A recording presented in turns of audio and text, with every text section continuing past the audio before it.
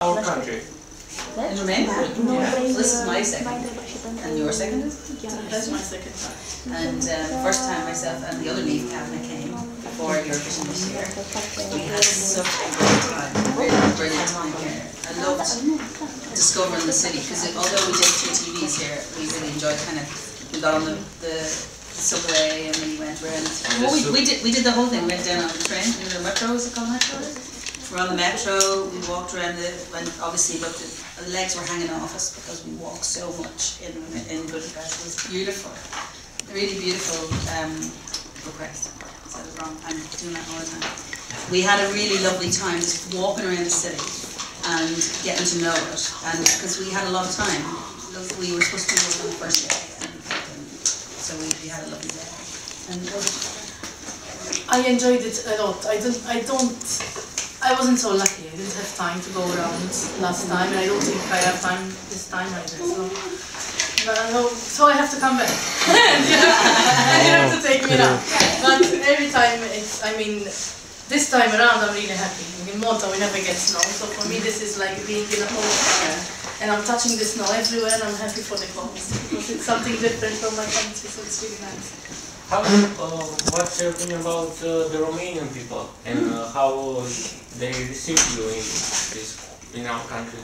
Well, we've had quite fun actually since I've been here. You know, people are very kind and they're very open and they're very easy. The thing that strikes me is they're very cosmopolitan too, which is really nice. You kind of come in this great energy in the city, and that's the people who bring that. And so anybody we met were very friendly and very kind to us because unfortunately my Romanian is beyond limited, meaning I can't speak any of it. And so they were very kind and gave us English. So really great help from everybody, and telling us what to watch for and how to be in the city. It was really beautiful. I found it very warm. I totally agree with her. It's really nice. You come here and you feel at home immediately with the way they treat you and they welcome you. So it's really good.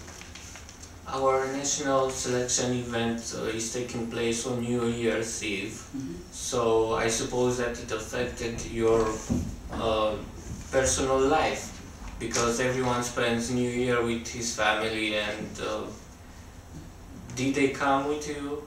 Did your families come with you to assist you on? No.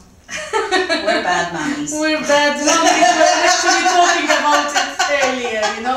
We left our babies at home. Yeah. But it's such a great opportunity. Anyway, my daughter is very young. She doesn't know it's New Year. Yours are worse. Yeah, they're older, but they're not necessarily up at New Year. To be honest, New Year is not my favourite time of year. To me, it's about Christmas. I think Christmas is more family. So I always drop work just before Christmas so that I'm a human being come Christmas morning. Because, I used to work a lot, and I'd work right up to Christmas, and then I'd sit like a vegetable in the corner and not a kind word to say to anybody. So I decided not to do that anymore with the kids because they need you to be there 100%. So New Year for me is not a big night for that. We like to kind of just be at home, and mostly you see either Paul, I don't like working New Year's much, but coming here is a different thing. To get to Chiara at last, it's great to work with her, and Paula Novi, and of course Johnny and I have worked together a few times. But to spend time with people who interest you and can have fun with, that's a wonderful thing to do on New Year. And hopefully, might start something new for next year. Yeah, hopefully do something different. And both of you are part of the jury. Yes. How do you feel it is more difficult to be a judge or a singer? Oh, difficult. I'm totally terrified of being a judge. But why is that? Why? I don't know. I'm very picky, especially in music. I'm not. So I'm afraid that maybe I don't know. I don't know the singers here. So maybe someone is really famous and everyone likes him, and I don't. So that is what I'm afraid of, Do you think being too strict, maybe. So I have to. It's good to be strict. strict. A couple of drinks before. Yeah, somebody's Relax, stop it.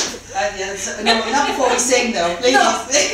because it's hard enough. But where would you put more the emphasis on the song or of the performance? It has to be a combination, no doubt about it. You know, I mean, you can have a fantastic song, but if it's going to have somebody who can't deliver it on the night, you have difficulties there. You look at things, and yes, you can. For us, maybe as singers, we recognise songs. I mean, I think Chiara and I would be similar.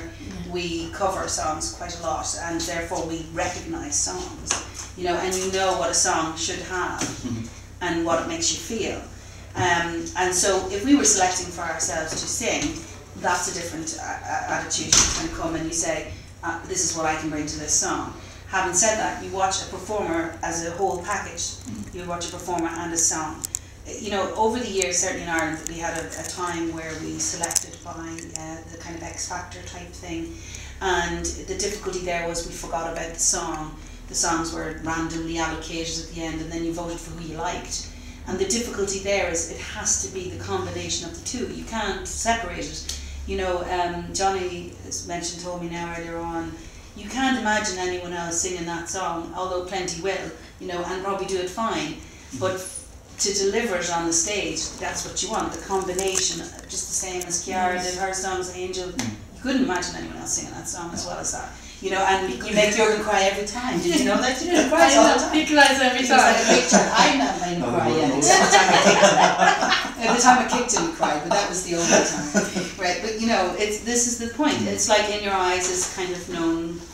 I'm known for singing that, and you know, so you have to select the song based on both. Yeah. So with me, it's all about emotions. You know, most of the time I just close my eyes because it doesn't. For me, it's not what's in front of my eyes. It's what makes me feel. So. What's affecting you? Yes. Yeah. Yeah. Now, Niamh, you've been, of course, winning the Eurovision '93. You've been there this year. And the result wasn't so good. Where I was placed that year. The result wasn't so good, but why do you think Ireland ended up at 23? Well, I don't know. Maybe because people selected other songs that they liked. There's always an element, we all discuss the whole political voting and all that. The reality is we vote for what we know. And Ireland doesn't have the relationship with other countries that it once had, you know, and there's far more countries involved. And we don't know the Eastern Bloc countries as well, and you know, so we have a different kind of reaction. I also think that possibly, you know, maybe it was an older fashioned song. I don't really know why, but I still think, you know, that I don't think it reflects necessarily the quality of what we did. I think that certainly everywhere I go, people respond very positively. They love the song, they love the performance. You know, the interesting thing is I'm as proud of It's For You as I am of In Your Eyes. Both experiences had a huge impact on me. And actually, in a way, this year was really fun to go back and be Dame Niamh for 2 weeks. I have to admit, like, it was lovely.